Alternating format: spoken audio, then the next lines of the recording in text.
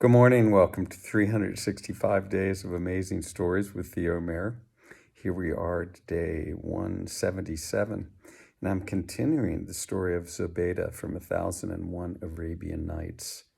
Now, you might remember that she had gotten married to this wonderful young man, a prince from the kingdom that had been turned to stone because the Zoroastrians had not stopped worshiping fire. And the ever-merciful God, the one and only, had turned the entire city into people of stone because they had not worshipped properly. Well, things were going very well for Zobeida. She was in love. She had a truly wonderful man as a husband. And they returned. Her two sisters, who'd gotten married for the second time, had ended up at her house again because their marriages had failed. And so here they all went off on this voyage together. Zobeida thinking, all will be well, my sisters and my wonderful husband. And they've returned to the city. They gathered much of the wealth from the prince's father and mother's kingdom, and off they set sail with this wealth and goods still to trade. As they were sailing along, two sisters came to Zobeida and asked, "What are you going to do with all this?" And she turned to them and she said, "Look, all the goods that we have on board to trade, those shall be yours. And when we sail to a port where we can trade, you do the trading, and whatever wealth you're able to gain from this, you keep. I have plenty, and everything is good with me and my husband." And so the two sisters, they were delighted by this, but they were jealous. They were jealous of Zobeida because she seemed to have been able to find true love. Now, as they were coming into a port, they began to just,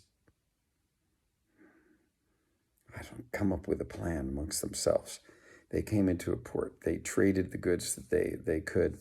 They loaded the ship on with new goods, the two sisters, Zobeida and her husband, having had a pleasant time in the city, but not being involved with commerce at all because they had plenty.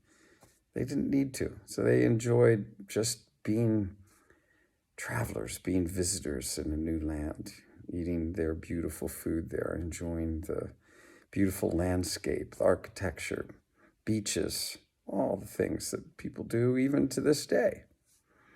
Everything was loaded back on the ship and they set sail for their hometown of Basra.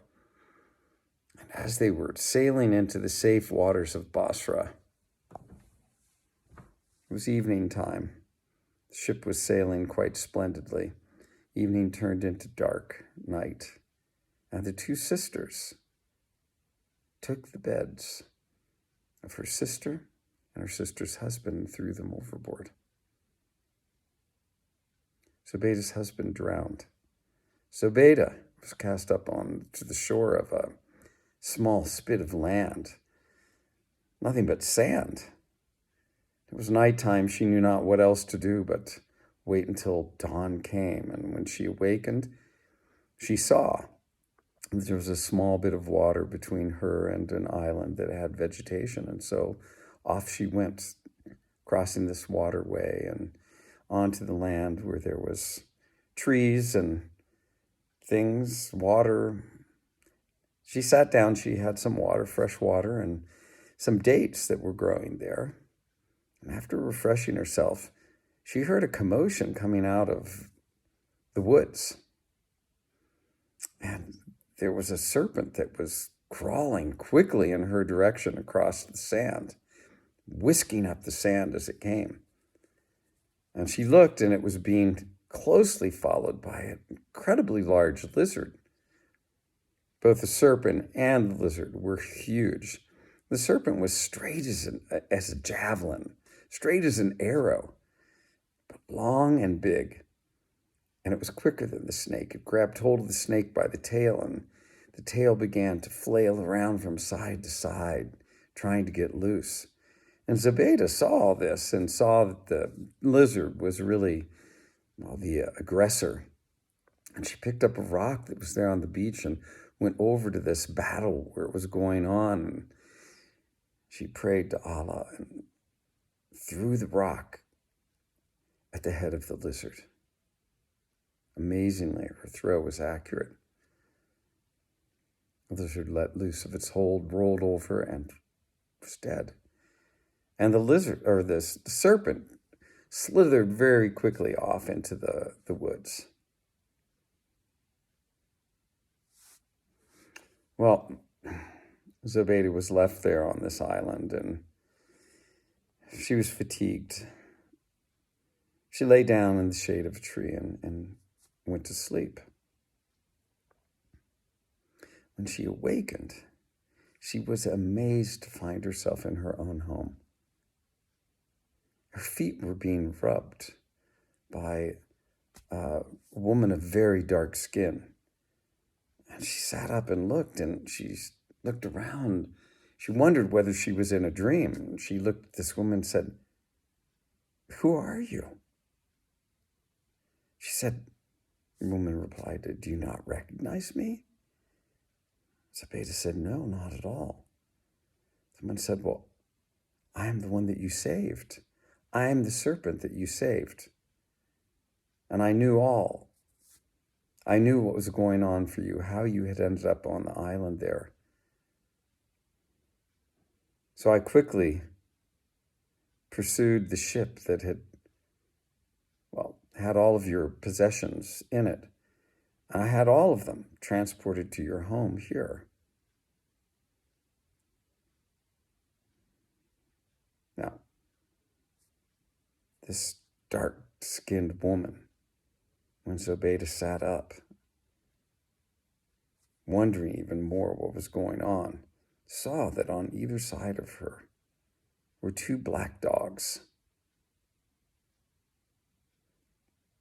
The dark-skinned woman went on. "You see these two black dogs here? They're your sisters. Your sisters who had you and your husband thrown into the ocean. Unfortunately, your husband drowned. And so I turned them into these dogs. And if it serves you, I will kill them at this very moment for their unnecessary and vengeful acts." So Zobeida said, no, please don't have them killed. The dark-skinned woman went on. "Also, I had your ship sunk, as I thought you would want nothing more to do with it at this point in time.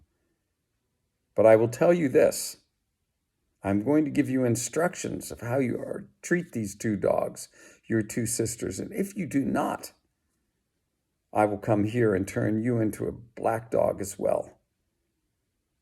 Zobeida said, "At your will, what would you wish me to do?" The dark-skinned woman went on. "Each and every evening, you are to take these dogs out and give them 300 lashes for the malice that they have shown you when you showed only good favor to them. And if you do not do this, mark my words, I shall return, and you shall join with them as a black dog."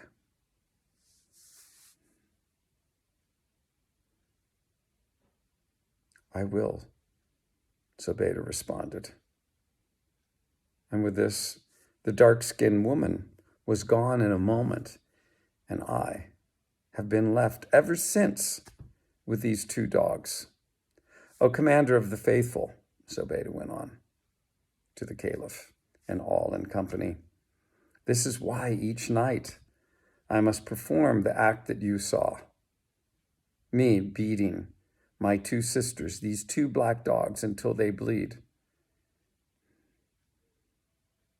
I lament with them because I am sorry to do so. They lament because obviously they know it was their actions that brought them to this place. So now, Commander of the Faithful, you know all. Do as you will. Harun al-Rashid, the Caliph, was amazed by this story. Remarkable indeed. He turned to Jafar and he said, "Let us hear from the other woman, the woman who has the scars, the lashes across her neck. Let us hear from her story next, please." So Jafar spoke to that woman, and her story began. Scheherazade, of course, stopped the story here, as I will as well. Tune in. We'll find out what the next story is all about. Thanks for joining, and have a good rest of your day.